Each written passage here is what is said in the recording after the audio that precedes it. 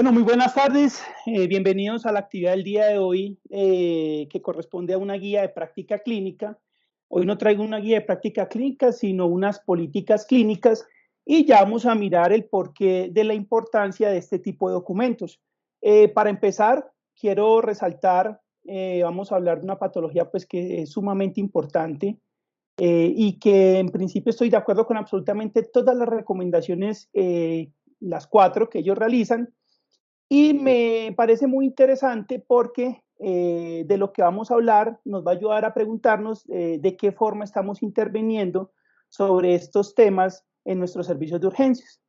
Entonces, para empezar, porque es importante hablar del accidente cerebrovascular y más específicamente el isquémico. Sabemos que es una de las principales causas de muerte, la segunda, y de incapacidad, la tercera en el mundo. Aproximadamente 1 de cada 4 pacientes van a sufrir un evento cerebrovascular a lo largo de la vida. Es una enfermedad que hemos sabido durante muchos años que es tiempo dependiente, y un concepto que ha venido tomando fuerza es que además es tejido dependiente, por lo que las terapéuticas tempranas pues van a cambiar los desenlaces. Afecta aproximadamente 13.7 millones de personas en el mundo anualmente, y para nuestro medio, en Colombia, se calcula que la prevalencia va entre el 1.3 y el 2%. Vemos cómo entonces, hablando de la incidencia, y en comparación con el resto de los países, nosotros presentamos una incidencia que más o menos va entre los 50 a los 100 casos por 100.000 habitantes. Nos encontramos dentro de una de las incidencias más bajas. Sin embargo, como resalto nuevamente, es una patología de suma importancia, principalmente por las discapacidades y lo que genera a largo plazo. Como es una patología vascular, es muy importante recordar y recalcar esa distribución anatómica de toda la parte arterial a nivel cerebral. No vamos a profundizar pues, en detalles anatómicos.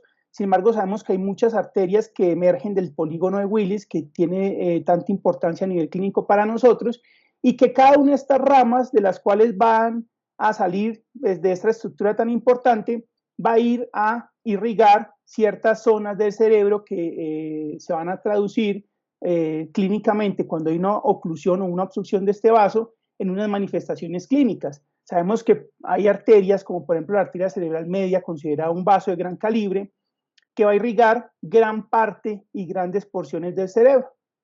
Aquí, como vemos en las imágenes de la derecha, vemos cómo cada una de las arterias pues, va a ir a irrigar y a perfundir ciertas estructuras a nivel cerebral. Durante el último tiempo, esto más o menos desde los años 2015, 2014 más o menos, han salido muchísimos artículos y muchísimas publicaciones acerca de nuevos avances en la terapéutica de estos pacientes, demasiados.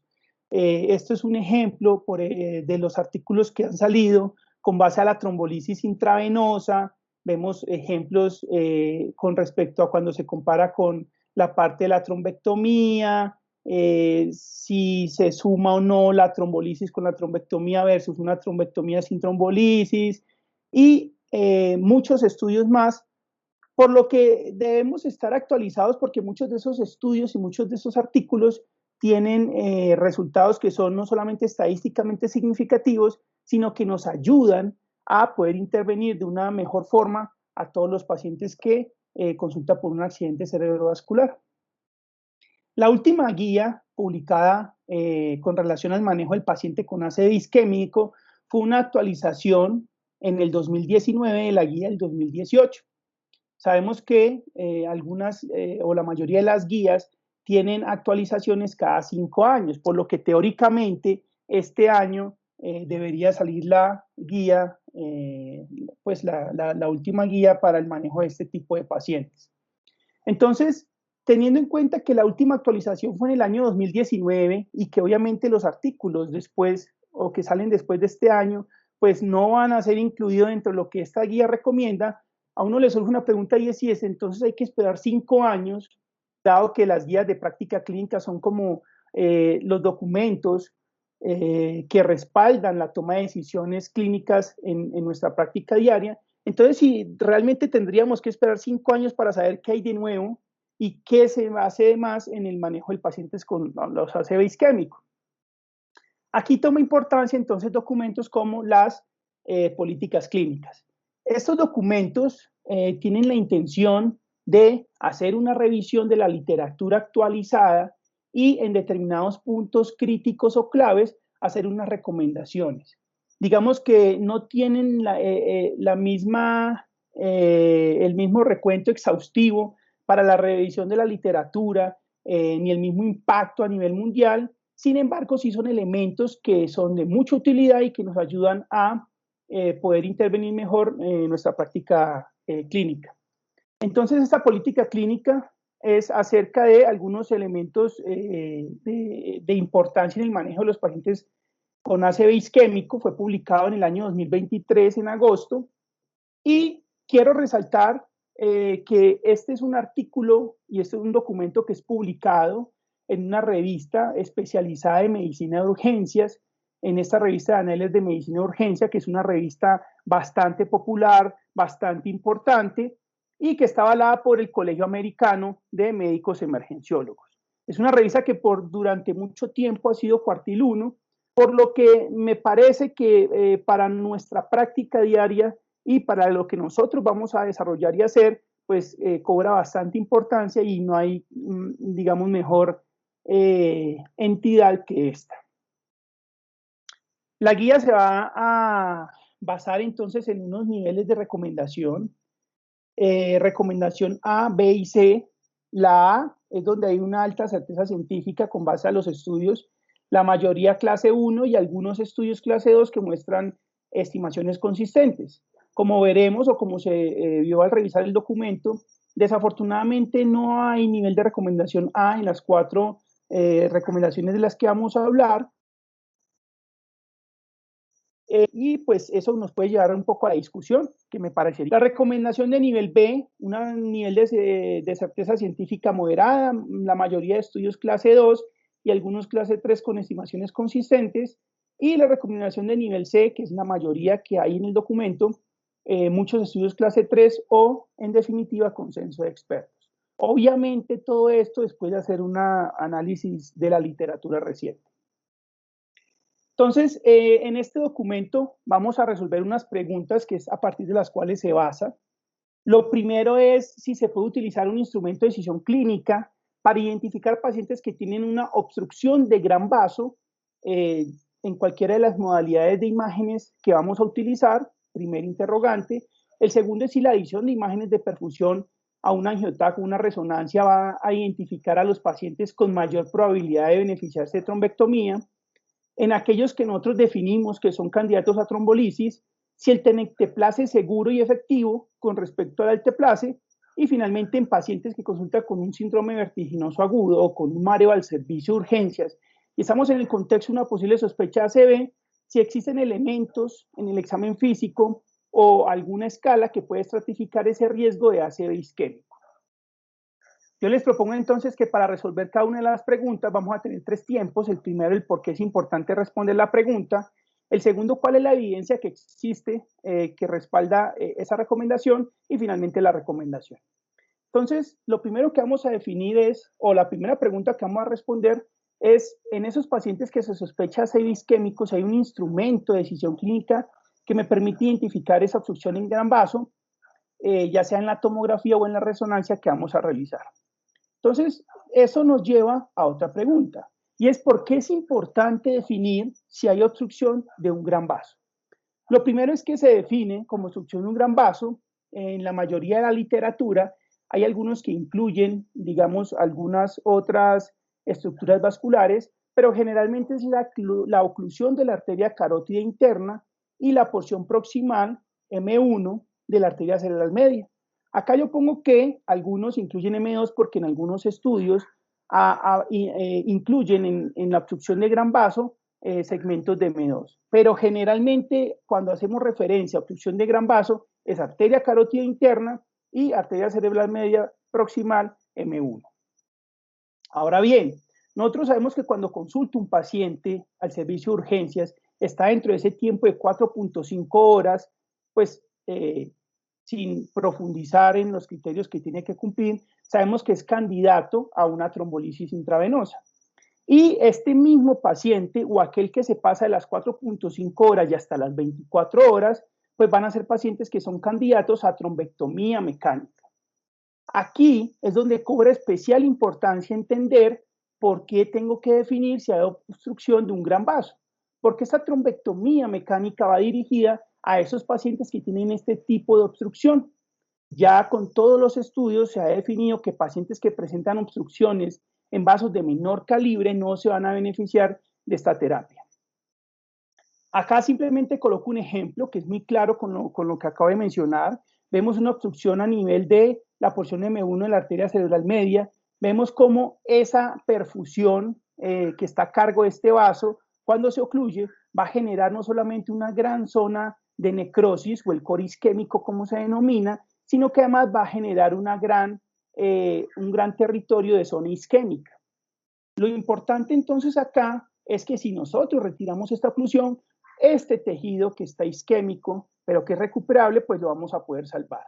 De aquí parte la importancia de que esos pacientes que tienen obstrucciones de grandes vasos haya necesidad de saber cuáles son, de diagnosticarlos para poderles dar la terapia endovascular. Entonces la siguiente pregunta es si la oclusión de gran vaso es igual a trombectomía. Durante el año 2018, antes del año 2018, sabíamos que la trombectomía tenía una ventana hasta 6 horas. Pero a partir del 2018 salieron principalmente 2 estudios, el Diffuse 3 y el Down, que querían buscar si se podía extender esa ventana hasta llevarla a las 24 horas para que los pacientes tuvieran más chance de mejorarse cuando se les hiciera la terapia endovascular. No vamos a hablar del Down, pues por cuestiones de tiempo vamos a revisar solamente el Diffuse 3 por encima. Es un que busca la trombectomía en pacientes con ACV entre las 6 y las 16 horas. Ojo con esto, con pacientes en los que se les realizara una imagen con perfusión. Más adelante, pues vamos a hablar de por qué la importancia de este tipo de imágenes. En este estudio, entonces, fue un estudio con un buen diseño metodológico, multicéntrico aleatorizado, de etiqueta abierta. El tipo de terapia era imposible hacerla cegada, pero sí con el cegamiento del desenlace, una muestra de 182 pacientes. La idea era realizar la trombectomía en pacientes entre 6 y 16 horas, después del umbral de lo que se consideraba en ese entonces que eran 6 horas, después de que se viera bien por última vez. La imagen de perfusión permitía tener esos criterios de inclusión, que hubiera una oclusión proximal de la arteria cerebral media o carotida interna, como ya definimos, que tuviera una zona core o un centro necrótico menor de 70 mililitros, un mismatch mayor de 1.8 entre la zona de penumbra y la zona necrótica y un volumen absoluto de isquemia potencialmente reversible mayor de 15 mililitros. El grupo de intervención recibía terapia endovascular más la terapia estándar, distinto al grupo control que solamente recibía la terapia estándar. Ellos fijaron unos desenlaces primarios, un ranking score modificado a 90 días y un desenlace primario de seguridad que incluía muerte a 90 días y hemorragia intracraneal sintomática a las 36 horas. Como nosotros podemos ver en este estudio, vemos cómo los pacientes que recibieron la terapia endovascular en mayor cantidad en la clasificación de ranking modificada 0 y 1, que habla de prácticamente una limitación nula, vemos como los que recibieron esta terapia endovascular eran en mayor cantidad con respecto a los que recibieron la terapia médica. Y a medida que este ranking avanzaba en clasificación a mayor puntuación, mayor discapacidad, vemos cómo los de la terapia médica pues eran mucho mayor en esos rankings más avanzados. Esto nos genera un R común ajustado de 2.77 con unos intervalos de confianza que nos muestran y una P que nos muestran que los resultados son estadísticamente significativos a favor de la terapia endovascular. Cuando nosotros observamos entonces los desenlaces clínicos, vemos cómo el desenlace primario, el desenlace secundario con una funcionalidad, una independencia funcional e incluso la reperfusión mayor al 90% a las 24 horas y la recanalización completa a las 24 horas están a favor de la terapia endovascular. de la terapia de la trombectomía en pacientes entre 6 y 16 horas. El Down evaluó estos resultados llevados a pacientes a 24 horas. Entonces, a partir de ese estudio, logramos ampliar esa ventana para pacientes que requerían trombectomía. Sale entonces esta revisión sistemática con metaanálisis sobre la eficacia y la seguridad de la terapia de recanalización o la terapia endovascular en pacientes que tienen un ACV y además tienen una obstrucción de gran vaso. Este estudio básicamente un metaanálisis en red, se incluyeron 17 estudios con una muestra de 3.236 pacientes y ellos buscaban evaluar 5 intervenciones para definir cuál era mejor. La trombolisis intravenosa sola, que a propósito ellos encuentran que aunque fue la terapia más utilizada, tuvo menores desenlaces neurológicos favorables. La trombectomía mecánica, que sola fue la intervención menos segura, pues aumentó la mortalidad, y buscaban entonces comparar lo que era la trombolisis intravenosa más la trombectomía mecánica, la trombolisis intravenosa más la trombolisis intraarterial y la trombolisis intraarterial sola. Como podemos ver, ellos buscaban definir desenlaces neurológicos, mortalidad y hemorragia intracraneal. Vemos el network plot, cómo se generan esas comparaciones con los desenlaces neurológicos. Aparentemente en los estudios que se incluyen hubo una simetría en las comparaciones, alguno que otro estudio tuvo mayores muestras, pero lo interesante que vamos a ver acá en el gráfico de la derecha es que no hay significancia, excepto cuando yo mezclo la terapia o hago la terapia de trombolisis intravenosa más la trombectomía mecánica. Cuando esta terapia va unida, hay una significancia estadística cuando se compara con la trombolisis intraarterial, cuando se compara con la trombolisis intraarterial y la intravenosa, y donde mayor hubo diferencias estadísticamente significativas es cuando yo comparo la trombolisis intravenosa con la trombectomía mecánica versus la trombolisis intravenosa. Vemos cómo el área bajo la curva de la probabilidad acumulada en la trombolisis intravenosa y en la trombectomía mecánica alcanza un 98.8%. Cuando miramos entonces la mortalidad por todas las causas, vemos que la principal comparación fue entre la trombolisis intravenosa y la trombolisis intravenosa más la trombectomía mecánica. Sin embargo, en este resultado no hubo diferencias entre las intervenciones. Y cuando vemos pues la probabilidad acumulada bajo la curva, vemos que la trombolisis intravenosa más la trombectomía mecánica tienen un buen rendimiento. Finalmente, con respecto a la hemorragia intracraneal sintomática a los 30 días, vemos cómo no hubo diferencias estadísticamente significativas entre las terapias y con la probabilidad acumulada bajo la curva vemos cómo esta fue una de las menores. Entonces, ya definí que puedo ampliar el plazo de la trombectomía mecánica en mi paciente, darle un chance hasta las 24 horas para realizarle la terapia y ya vimos cuál es la importancia de detectar que mi paciente tenga una oclusión de gran vaso. Pero entonces ahora yo cómo puedo determinar esa probabilidad. Nosotros sabemos que hay unas herramientas clínicas que inicialmente fueron estudiadas y fueron sacadas para el diagnóstico de ACV en el ámbito prehospitalario y que esos pacientes fueran rápidamente trasladados a un sitio que contara con los recursos para el manejo del ACV. Sin embargo, durante el último tiempo, estas mismas escalas y la aparición de otras han buscado hacer una aproximación de qué pacientes en el contexto de una sospecha de ACV pueden tener una oclusión de un gran vaso.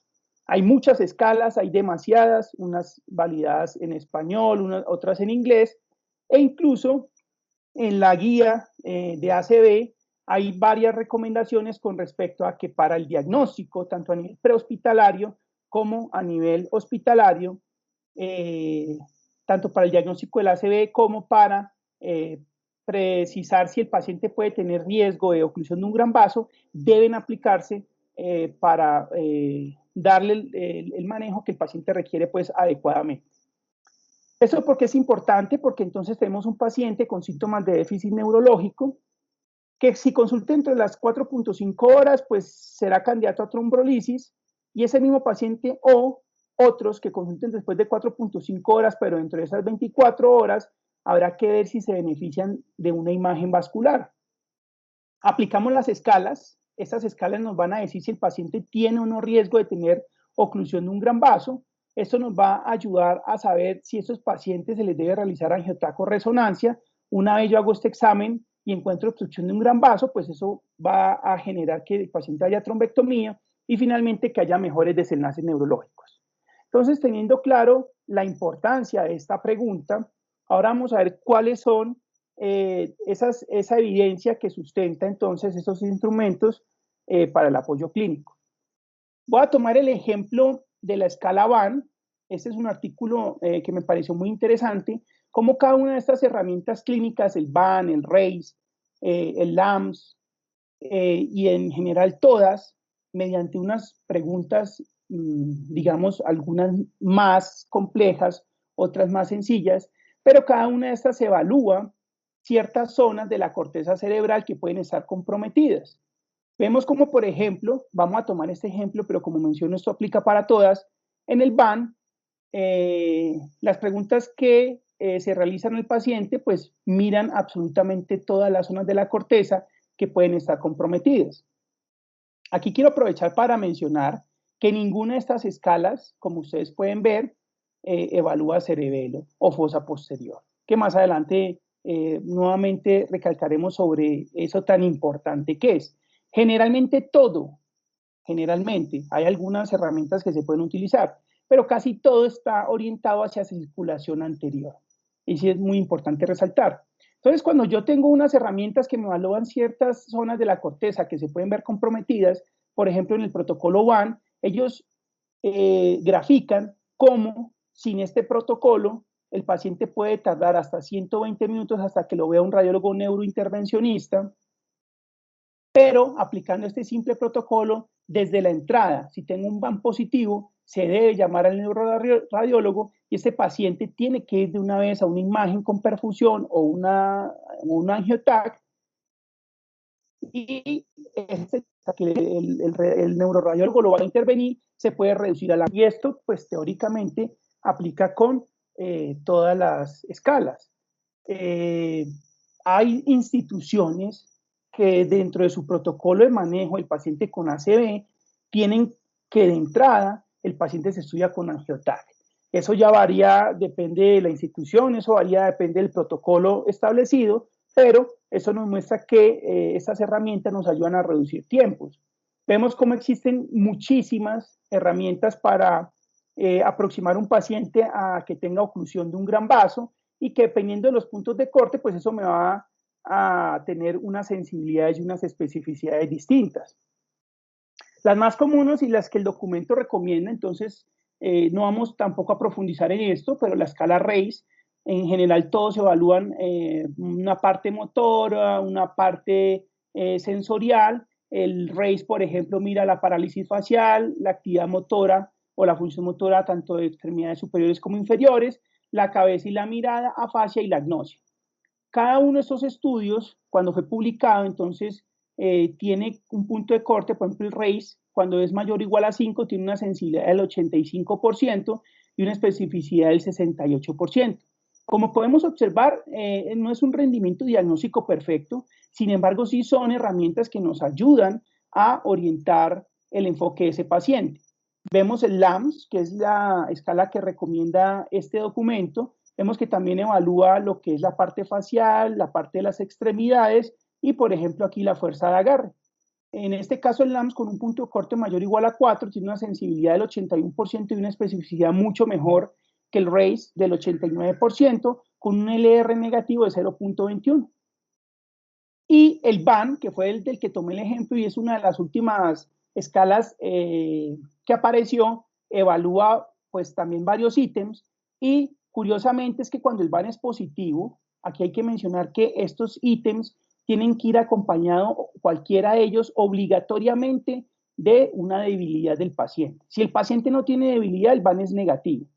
Y cuando tengo un VAN positivo, vean, sensibilidad del 100% y una especificidad del 90% con un LR negativo de 0. Esto prácticamente hace esta herramienta perfecta. Sin embargo, como vamos a ver, no es la que recomienda la guía porque solo tiene un estudio, que fue el que de los autores que lo publicaron, mientras que las otras escalas tienen más estudios. En el documento, entonces, como les mencionaba, que lo que ellos muestran es los estudios que tiene LAMS con punto de corte de 4, RACE, todos los estudios y van solamente un estudio. Vemos cómo las sensibilidades y las especificidades varían, siendo la especificidad mayor en estas escalas.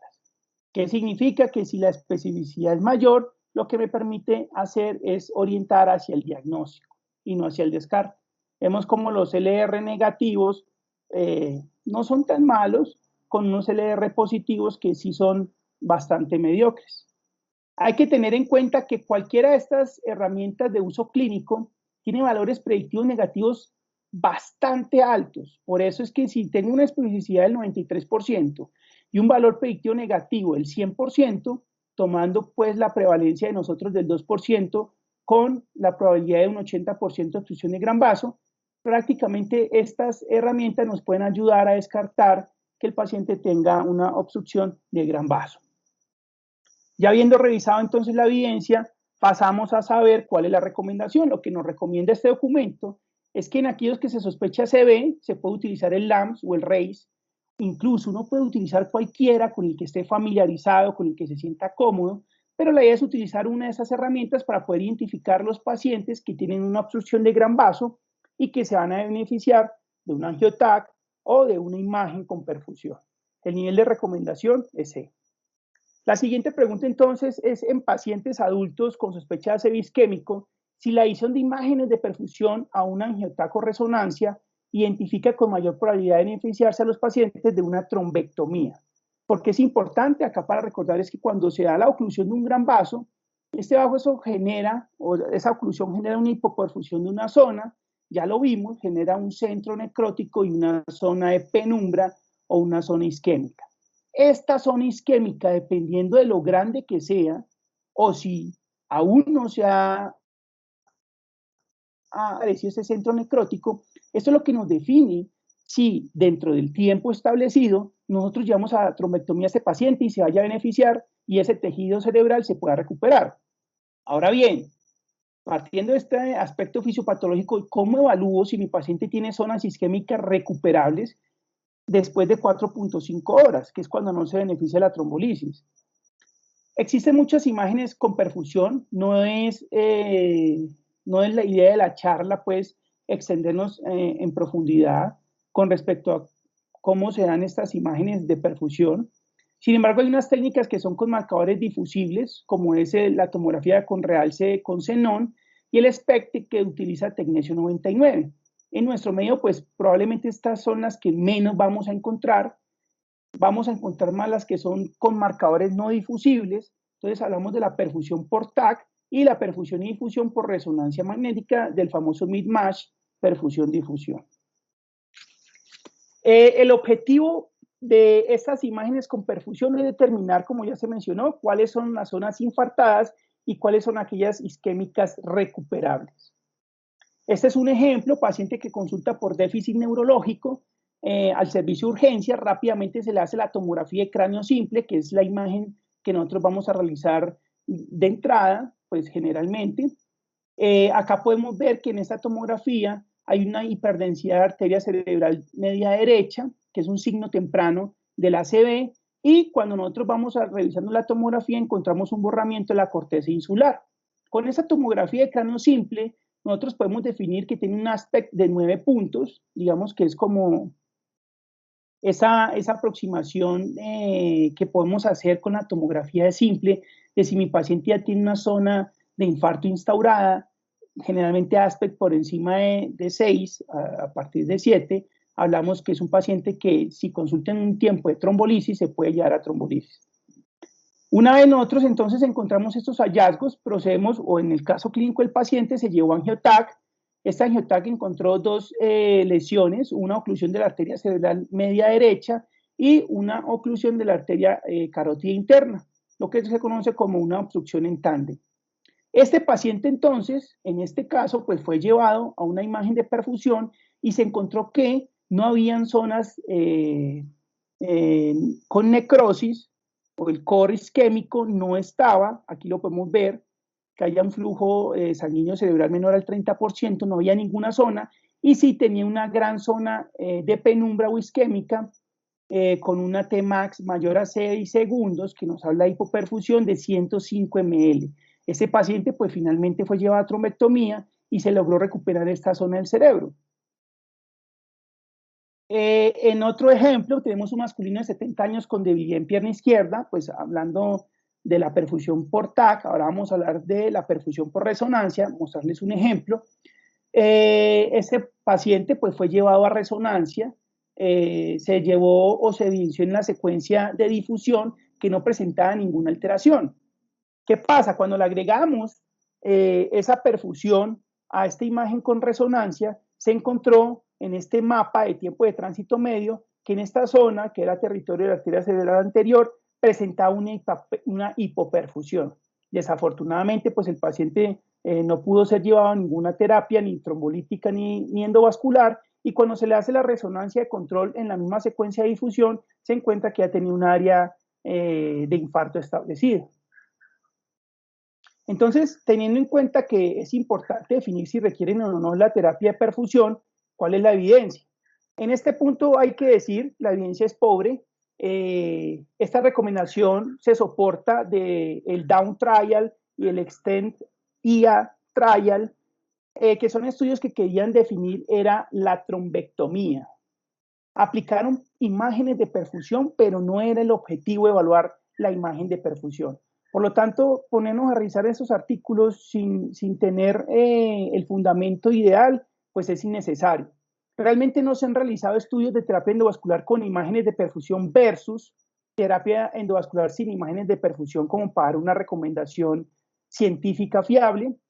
Los estudios o los resultados se extrapolan de aquellos pacientes que recibieron terapia endovascular más trombolisis versus trombolisis sola, como vemos en el Diffuse 3, pues obviamente los resultados fueron a favor de la terapia de la terapia endovenosa más la trombolítica, pero pues que es que estos pacientes requirieron imagen de perfusión, por lo tanto se extrapolan esos resultados. Sin embargo, quiero resaltar que cerebro es tejido y cerebro es tiempo. Si el paciente consulta y no hay certeza, ya vamos a ver una imagen con respecto a eso, no hay certeza de cuánto tiempo lleva desde el déficit neurológico y se le hace una imagen que muestra que hay un defecto de perfusión, ese tejido es salvable. Este gráfico me pareció interesante. Ellos plantean un escenario igual donde un paciente tiene una ACV, tiene una tomografía con perfusión, que muestra que el paciente tiene una zona hipoperfundida, se lleva pues a terapia endovascular, pero un paciente que no tiene el recurso de la perfusión, las imágenes por perfusión, TAC de cráneo, se evidencia en angiotaquia de oclusión de vaso, pues en los centros donde no se cuenta con las imágenes de perfusión, este paciente también va a ser llevado a una terapia endovascular. Entonces, teniendo claro eso, la recomendación que ellos nos dan es que se debería obtener una perfusión, una imagen de perfusión por tomografía o de difusión perfusión por resonancia en pacientes con ACE isquémico, principalmente si consultan entre las 6 y las 24 horas al servicio de urgencias, un nivel de recomendación C. El tercer apartado es con respecto a la trombolisis y el tenecteplase seguro y eficaz en comparación con el alteplase. Entonces, ¿por qué es importante responder esta pregunta? Desde este año 1995, desde la publicación del NINS Trial, nosotros, antes de eso, ocurría que los pacientes a los que se le administraba la terapia trombolítica con el activador de plasminógeno, los pacientes o sangraban mucho o se morían mucho. A partir de este estudio, que tuvo unos resultados buenos, pues se definió que esta terapia sí era benéfica para los pacientes con ACV. Vemos cómo ese NIS, en las primeras 24 horas de administrado la terapia en los pacientes versus los que no se les administró, no hubo resultados estadísticamente significativos. Sin embargo, vemos cómo los desenlaces a los 3 meses sí mostraron diferencias estadísticamente significativas, principalmente si se administraban de forma temprana, y esos resultados a 3 meses mejoraban las limitaciones y las alteraciones neurológicas de los pacientes. Se evaluó el NIS, el índice de Bartel, el ranking modificado, la escala de Coman-Glasgow, y vemos que en los puntajes que muestran poca o nula repercusión neurológica a los 3 meses, hubo más cantidad en los pacientes que recibieron la terapia trombolítica.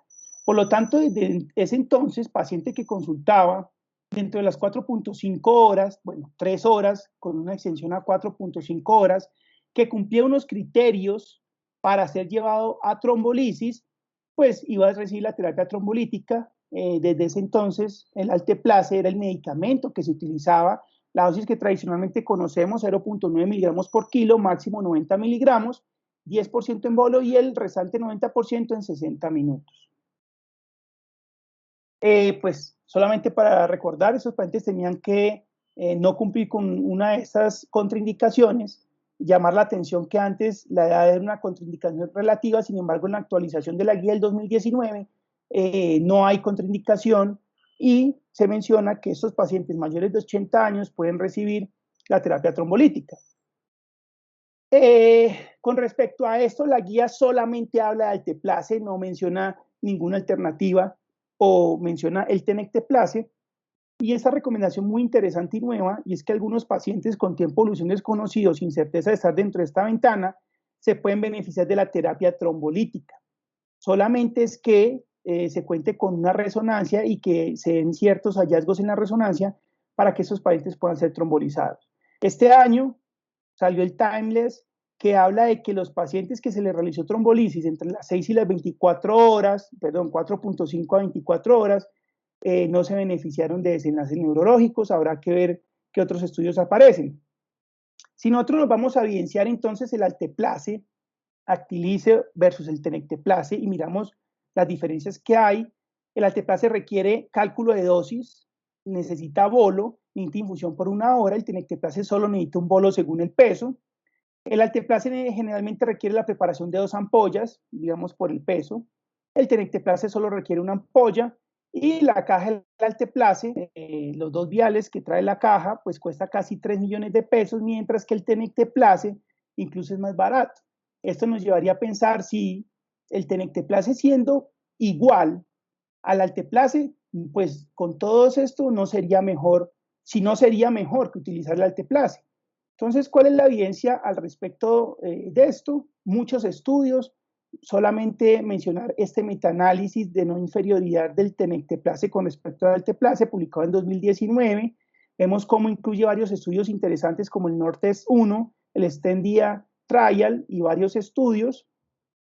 Cuando se evidencia o se mira el desenlace de libre discapacidad con un ranking entre 0 a 1, vemos que no hay diferencias estadísticamente significativas e incluso a dosis de 0.25 miligramos por kilo de Tenecteplase vemos cómo está a favor del Tenecteplase y la independencia funcional que abarca el ranking hasta 2, tampoco hay diferencias estadísticamente significativas.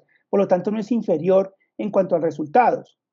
Y en este otro metaanálisis que sale en el 2021, vemos cómo éxito de recanalización a favor del Tenecteplase, el ranking modificado de 0 a 2 a los 3 meses a favor del Tenecteplase y finalmente la mejoría funcional a los 3 meses a favor del Tenecteplase. En el 2022, que no incluyen estos metaanálisis, sale el ACT Trial, que también es un estudio de no inferioridad, y pues vemos cómo en el desenlace primario y en todos los desenlaces secundarios no se alcanza o no se sale de ese valor fijado del 5% para no inferioridad en absolutamente todos los desenlaces. Vemos cómo incluso los pacientes con ranking de 0 y 1 son mucho más que los pacientes en el grupo de Alteplase. Entonces, con base en esto, este documento nos hace la siguiente recomendación, y es que usted puede utilizar cualquiera de los dos, Tenecteplase o Alteplase. Simplemente que si usted va a utilizar Tenecteplase, la dosis es de 0.25 miligramos por kilo, máximo bolo de 25 miligramos, y este nivel de recomendación pues es mucho mejor que los previos. Y finalmente, la última pregunta es en pacientes que consultan por un síndrome vertiginoso, en el contexto de una sospecha de una ACV, si hay algunos elementos al examen físico o herramientas que nos ayuden a orientar que ese paciente pueda tener una ACV.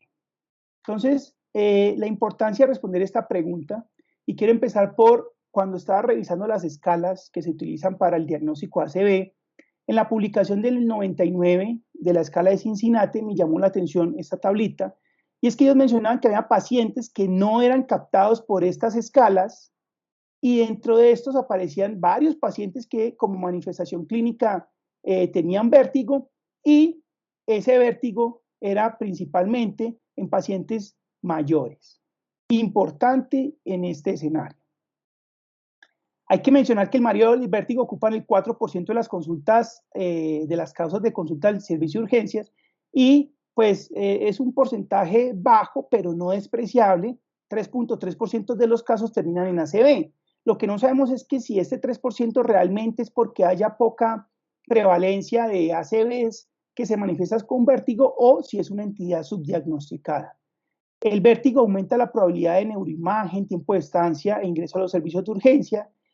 Vean, los errores diagnósticos en el enfoque del paciente con mareo van del 74 hasta casi el 81%, ya sea porque se sobreestime el origen periférico o ya sea porque no se le dé importancia a esa manifestación clínica. Hay 5 errores comunes dentro del enfoque del paciente con vértigo: exceso de confianza en el tipo de mareo, la subutilización y mal uso de factores desencadenantes que nos pueden ayudar a orientar el diagnóstico hacia causas periféricas, infrautilización y mal uso de los hallazgos al examen ocular, que a veces se sobreestime la edad y los factores de riesgo vascular para mencionar accidentes cerebrovasculares. Hay que decir que hay pacientes jóvenes que pueden tener manifestaciones neurológicas y tener una ACV, y finalmente el uso excesivo de tomografía para descartar causas neurológicas. Este estudio es muy interesante, muestra algunas enfermedades, el diagnóstico de algunas enfermedades y de si presentaron mareo o si no lo presentaron. Vemos cómo si encontramos una paciente con accidente cerebrovascular, el paciente que presenta mareo tiene un OR de 4 con respecto al que no tiene mareo de presentar un accidente cerebrovascular. O sea que es bastante importante. Y vemos como a medida de que se cumplen más años, las patologías peligrosas o mortales aparecen más y deben ser tenidas en cuenta y descartadas. Aquí entonces aparece el protocolo HINTS, que es una herramienta clínica, un examen físico rápido, fácil de realizar, que nos ayuda a orientar si la causa del vértigo es periférica o es central. Evalúa el reflejo vestíbulo ocular, el nistagmos y un test de oclusión. Esta herramienta diagnóstica tiene un rendimiento bastante bueno, y como ya vamos a ver, para poder definir si la causa es periférica o central. Vemos cómo, pues dependiendo si es central o periférico, vamos a encontrar pues ciertos hallazgos al examen físico, y un solo ítem que esté alterado nos indica que es de causa central. Si cumple con los 3 ítems, es causa periférica. Y con una certeza bastante, un rendimiento diagnóstico con un área bajo la curva del 99% de estar seguros de que es causa periférica. Pero un solo ítem alterado también por su rendimiento diagnóstico nos obliga a descartar causa central. Teniendo claro la importancia de esa pregunta, entonces, con respecto a la evidencia, este metaanálisis nos muestra si el HINTS es suficiente para descartar una causa central. Vean la sensibilidad, algunos del 99%, y la especificidad, algunos también, la mayoría por encima del 90%, con un LR positivo que está por encima de 10 y un LR negativo que está prácticamente por debajo de 0.4, lo que nos dice que el HINTS como herramienta para definir o descartar si ese vértigo es de origen central es magnífica. Y pues hay otras escalas que se han buscado adoptar para saber si ese paciente tiene un vértigo de origen central o periférico, como es el standing y el ABCD2. Sin embargo, como vamos a ver, el HINTS es el que tiene el mejor rendimiento diagnóstico. Simplemente para resaltar en esta tabla de características basales, vean que los pacientes que presentaron un vértigo central son los mayores.